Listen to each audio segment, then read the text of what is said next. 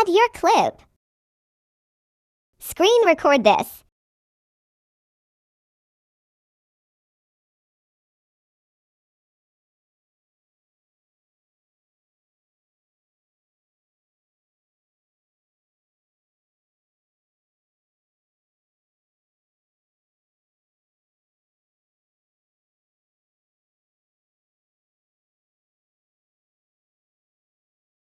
Now add it as an overlay. Fill the entire clip with the overlay. Now go to Splice or Blend. Find Soft and click on it. Now adjust the blue bar and put it on 70 or higher. Now click on the clip and press Speed. Move the speed bar to 1.8x. Cut the overlay and make it last through your edit, or where you want it.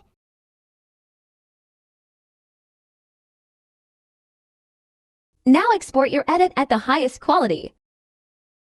And you're done.